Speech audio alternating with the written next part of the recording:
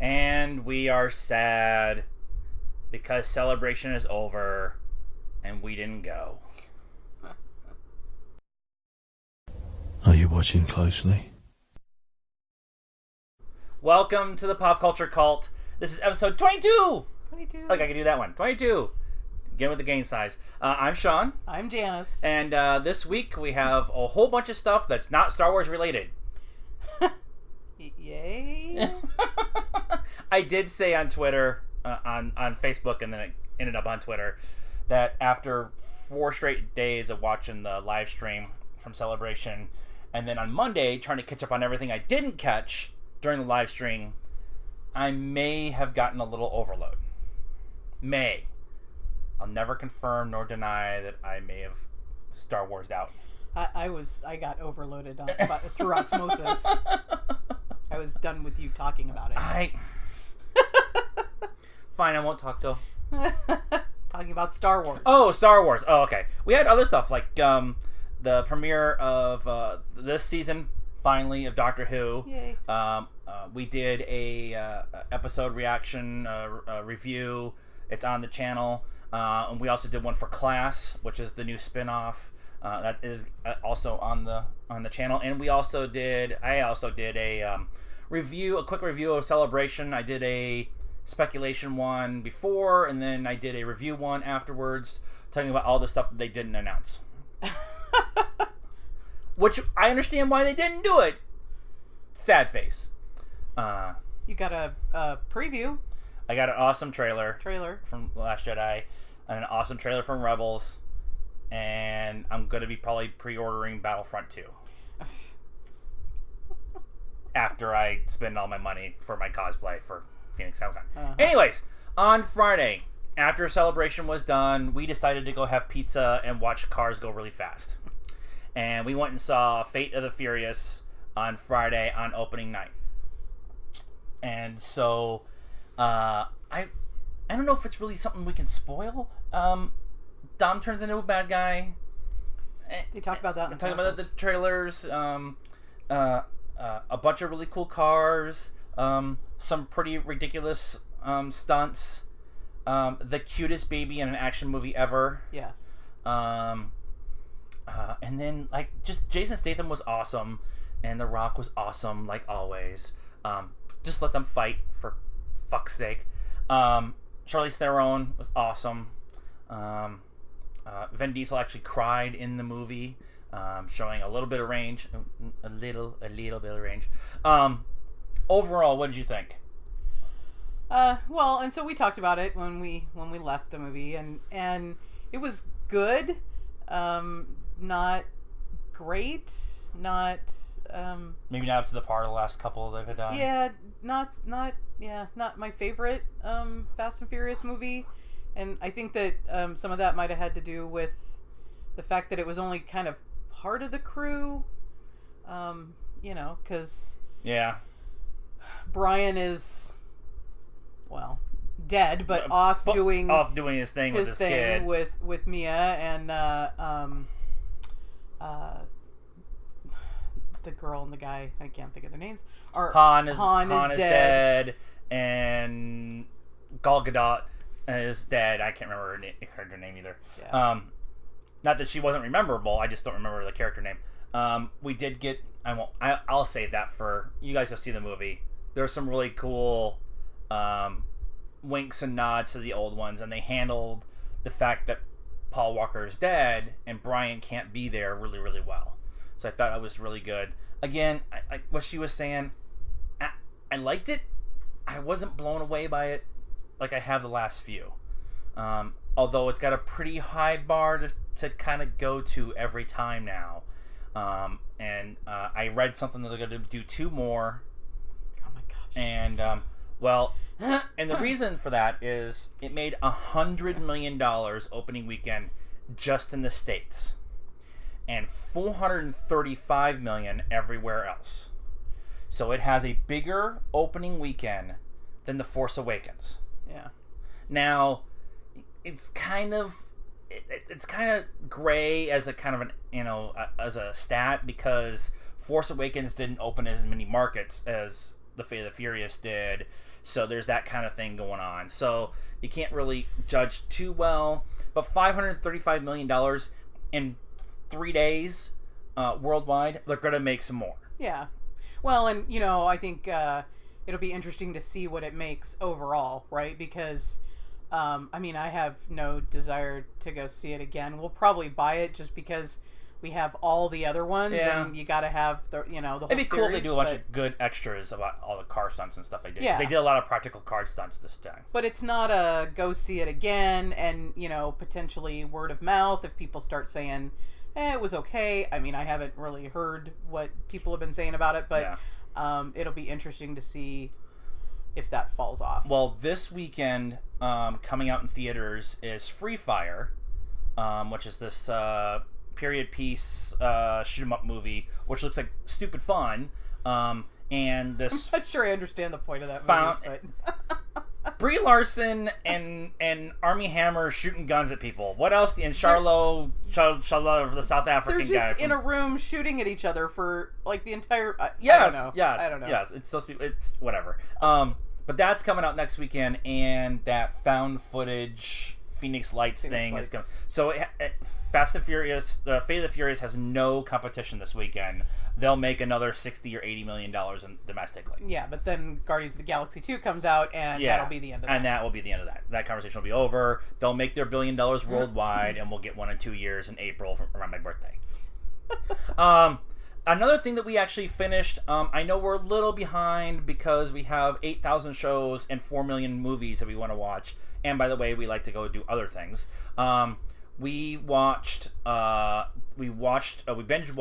Taboo. It's the Tom Hardy show on FX. It was 10 episodes, 8 episodes, something like that. Really long episodes. I think almost all of them were 80 plus minutes, and there was a couple that were like 120 minutes. So, okay, so I'm going to say it right off the bat. How was this show on FX? I was shocked. It was a Netflix, HBO, Showtime kind of thing. There was sex and nudity and drugs and swearing and it was wow. It was on after 10 o'clock, so they and it's cable TV, so technically they should be. FX have been doing this with Sons of Anarchy and stuff for forever, but my initial thoughts about it was I'm not sure if I liked it, and I can't tell you why I didn't like it. I found Tom Hardy's character super intriguing, and I was drawn to him. And the show itself is this really long con trying to... I'm going to put this up when we're talking about this, so not to, it's a really long con that you really don't learn how it all worked out until the last, maybe half hour of the last episode, and all the things he was doing. The costumes were awesome. I kept saying how much I love Tom Hardy's outfit. It was just so well done. But I don't know if I felt lost at times because there were so many different angles that he was working, and it was kind of hard for me to keep track of what was going on. I was a little distracted sometimes too, so it was really hard for me to sit there and say, I think you understand what I'm saying. I think I liked it. I can't tell you why I didn't like it. So what did you think? I liked it. I loved it up until the last 2 minutes. Yeah. The ending felt so. I wasn't aware until like the last episode or whatever, last couple episodes, that they had picked it up to do it again. I thought that this was going to be a one and done kind of thing, and so maybe it got rushed in the end to come up with an ending that allowed them to do more. Because I always felt like this was going to a place and there would be a resolution and everything would be done and wrapped up in a nice little bow. And then we never see the show again. And there's definitely a lot of things about him, about Tom Hardy's character, that you don't fully understand yet. Yeah. But it just, that last 2 minutes, I was like, wait, it's over? It's the whole series is this big, long, real slow build up, and it gets to the end, and then it peaks, and then the show's done, and then they throw some stuff in the end. Yeah. And so I agree with the whole, like, maybe they decided after the fact that they were going to get picked up, and so they needed to throw something together. In the grand scheme of things, I don't think it hurt the show overall, but it like I said, I was confused. So I'll watch the next season. I find it super intriguing. It's called Taboo because they deal with all of the things that you're not supposed to do. All the things you're not supposed to do. And I won't give too much away, but one of the main things that kind of caught my attention, at least once they kind of started talking about it, was they called them Mollies in period. This is essentially, the show is about Tom Hardy's character DeLacy going directly against the biggest country in the world at this point in time, the East India Trading Company. They had all the power in the world, more than England, and so it's his direct fight with them. And one of their court people was a Molly, and Molly was gay, cross-dresser, transvestite kind of thing, and that's when I was like, that was like 4 episodes in that kind of happened, and I'm like, wait a minute, I'm starting to understand that taboo is a major thing throughout the series, and it's just again shot really well. I'd love to know who did it. I know Tom Hardy's the executive director on it, but and Ridley Scott. And Ridley Scott, that was Scott it. That's right. So yeah. So I would say definitely go watch it. To get your own opinion. Our opinion is stupid. I'm going to put this back down. Our opinion is our opinion. Your opinion is your opinion. We should talk about it. However, wait until the kids go to bed. Oh, yeah. Unless you have, like, 20-year-olds living at home, and then even then it's a little gray. So please go watch it and let us know what you think of Taboo. We're going to start Legion tomorrow. We're going to get caught up in Legion, and then we're waiting for everything else to get done. Their season finales, Arrow, Flash, Legends, everything. Although Stephen Amell and Katie Lutz were at Coachella over the weekend. Somehow they didn't get accosted by everybody. Katie Lutz has got bright pink hair right now, so you're not going to recognize her. And Stephen Amell was with his wife, and so she was partying, so whatever. So some other news and stuff that's coming out from the movie world. Jude Law got cast as young Dumbledore for the Fantastic Beasts series. Perfect choice as young Dumbledore. There was a lot of talk about who they were going to pick, because it's, Dumbledore's a big character throughout that Harry Potter universe, for lack of a better term.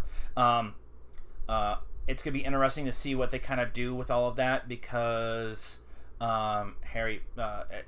Rowling's talked about how Dumbledore is gay, and his closest friend is Grindelwald, who's being played by Johnny Depp, and so I want to see how they do all of that. What do you think of them hiring? I think it's a good choice. We like Jude Law, so. Because and he kind of, I don't know, brings some credence to the some because he's kind of a classic kind of actor. You don't, because when Johnny Depp, people are like, oh my god, it's he was cool in the 2 minutes he was in the first one. So. And I didn't feel like he was doing Jack. So right. I think he's a good choice. I like the choice. Another big casting news came out. So if you went and saw Deadpool and you were smart and stayed through the credits, there's the whole Ferris Bueller Day Off scene at the end. Deadpool's telling you to go home, and then he pops his head back around after telling everybody to come home. He says, oh, by the way, we're doing another one, and Cable's going to be in it. So the talk since February has been, last February, 2016 February. What month are we in? Was who's gonna be Cable? Who's gonna be Cable? Who's gonna be Cable? David Harbour was on the list. I really wish they would have picked him. Brad Pitt was on the list. Michael Sheen, Stephen Lang, Kevin Nash. I mean, a whole bunch of names were thrown out there, and they settled on. I won't say settled. They went out and picked Josh Brolin. Josh Brolin is a perfect pick. And he's young enough to do all the physical stuff that he needs to do, but looks the part of an older, grizzled time traveler. And he got a 4-picture deal. Oh, wow. So, he's doing Deadpool Tool? Well, he is kind of a tool. Deadpool 2, and he's most likely going to be in the X-Force movies. X-Force is kind of the next generation X-Men guys. Younger version, younger characters, not Cyclops and Juggernaut. Right, they're gonna pick some new. It's all younger, different kids with different powers. Yeah. Negasonic, Teenage Warhead, that kind of age group. Right. And Cable's kind of the leader of them, right? So that would be the new X-Men universe for a while. All right. And there's your connective tissue. What continuity? What? Josh Brolin. Do we need to say anything? He's awesome. Yeah. He's Hail Caesar. He's great in. I don't care what Campia says. It's a great movie. It is a great movie. Shut up, Campia. Campia doesn't know movies. He knows movies. One other thing that came out today in the movie front, James Gunn, who wrote and directed Guardians of the Galaxy 1 and 2, announced on Facebook, to kind of get ahead of the questions, that he is going to write and direct Guardians of the Galaxy 3. You're okay with that? I mean, we haven't seen the second one yet, but are you okay with that? Yeah, I was kind of concerned when they were saying that he maybe wasn't. That he needed to go figure out what it was that he wanted to do or whatever, and I was kind of concerned about that. You know, who they're going to bring in and how keep they're that tone. Yeah. So I'm kind of relieved that he's gonna do it again, and I don't know how many more Guardians of the Galaxy they're planning on doing. I couldn't. Well, at least 3. Well, yeah, but I couldn't imagine that they're doing too many more after that. I mean, they haven't done that many Marvel, Iron Man. They did 3 Iron Mans. They did 3 Captain Americas. But right. Guardians is kind of a weird one to be doing 3 of. Actually, it's weird they did 1 of Guardians. So right. But after that, I don't know. I mean, if they keep with everything else, then they're only going to do 3, and then they'll put them in like they are a couple of the other movies. They haven't announced any of Phase 4 or Phase 5. They might do that at D23 coming up. But Marvel has announced nothing after Avengers 4.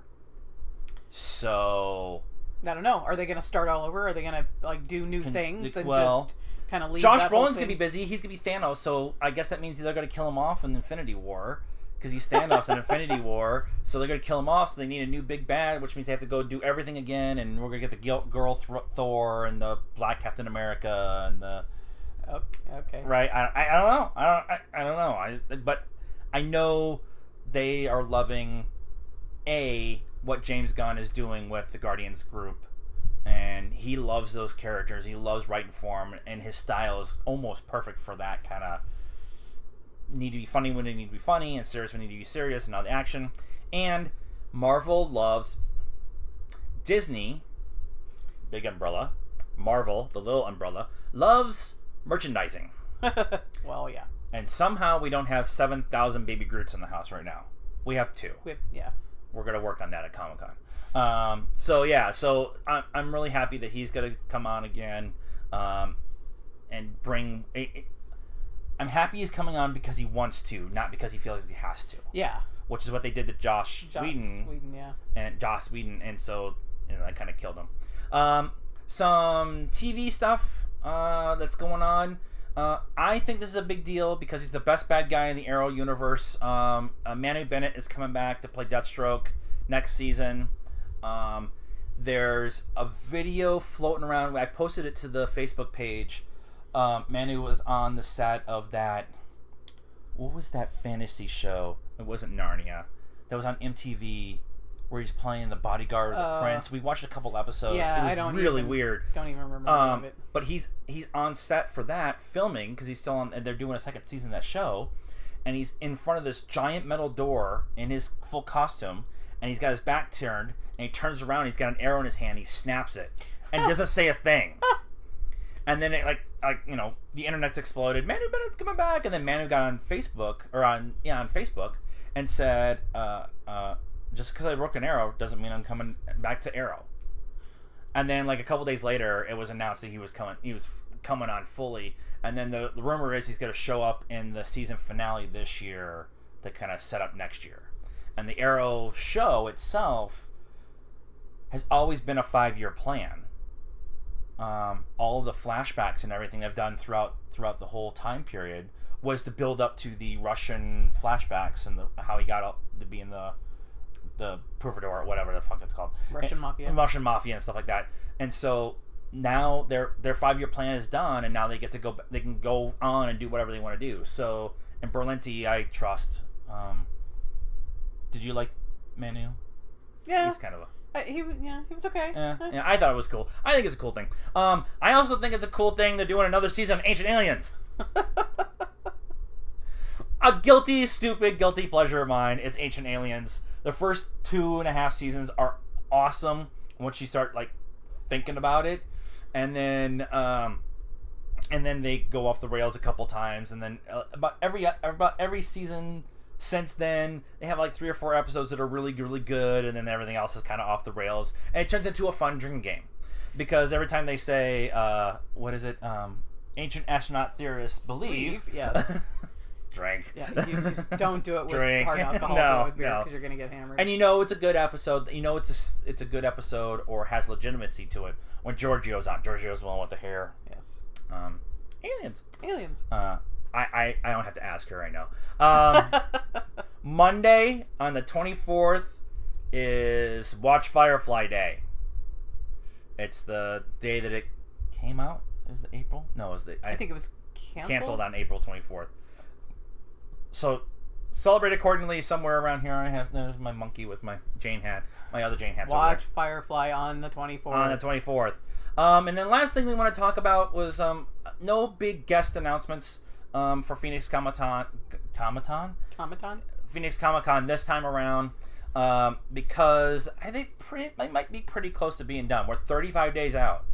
So pretty much everything I think they're going to announce until the next price bump is probably out. Oh, okay. Yeah. So they might. So 1st of May. Yeah. There's another price bump. They might do 1, maybe 2 more announcements right around that time period. I wouldn't be upset if they don't. I would be really happy if they did. But the photo ops and the autograph are up for sale. The special events are up for sale. We got our tickets to the Dork Night Rises party, which is Saturday night this year. That's being held by the Blue Ribbon Army.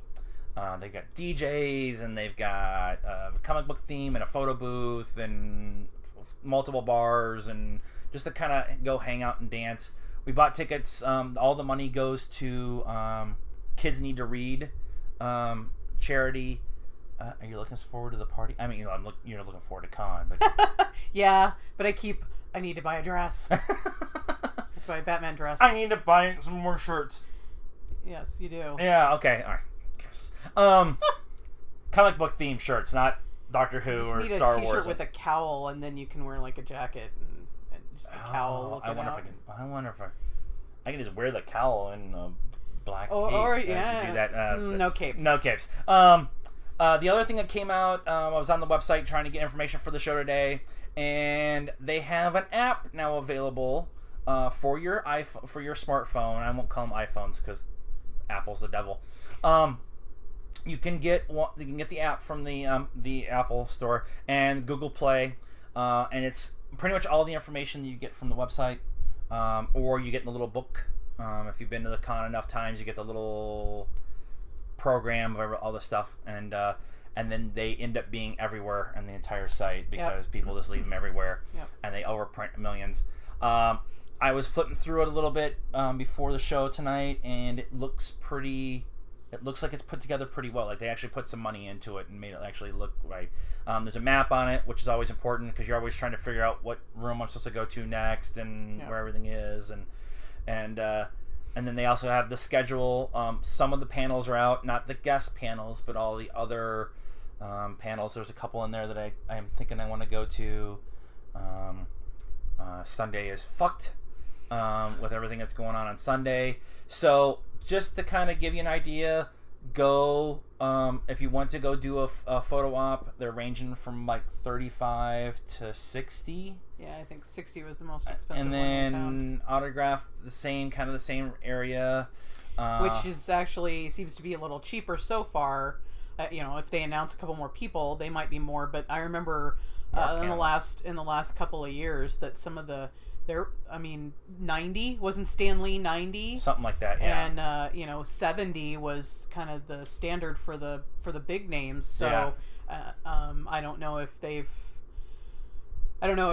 Comicon, Phoenix Comicon has worked something out or what, but like Jenna Coleman is only going to be there, and Charlie Cox is only going to be there on Sunday, so maybe to make arrangements for them to be there, they made it a little bit easier, a little bit cheaper for people to get stuff. Yeah. I don't know, but if you're into that kind of thing, we're not super photograph. I want to get a photo with the celebrity kind of thing. Unless we're out in the streets, I don't want to pay somebody to go take my photo. And I've got some autographs. I mean, we've got the Star Wars stuff, but unless Mark Hamill shows up or David Tennant shows up, I don't know if there's anything I really. Stan Lee might get his autograph. Yeah. And I've been doing some research because I've made an executive decision that somewhere in the next calendar year we're going to go to an out-of-state con, and so I've been kind of looking at some prices of stuff, and the prices here are pretty reasonable compared to, say, Denver or Salt Lake or San Diego's just right out. But just looking at the prices of everything, it kind of hotel rooms are pretty reasonable and passes are pretty reasonable. Although Denver's got Nathan Fillion this year. So what do you guys think? Did you like Fate of the Furious, Fast and the Furious? Fast and the Furious. FF8. Watch Taboo. Tell us what you think. Are you excited about Jude Law and Josh Brolin and Ancient Aliens? Great. So let us know. You can please like this video, leave a comment. You can get a hold of us on Facebook at Pop Culture Cult. We're on Instagram at Pop Culture Cult 1. We're also on the Twitters at Pop_Cult1. Please like and follow all of those pages. Leave comments as much as you can. If you look over my head, this right here is a subscription box, and this right here, is the Doctor Who episode review. So please like and subscribe, and until next time, good night now.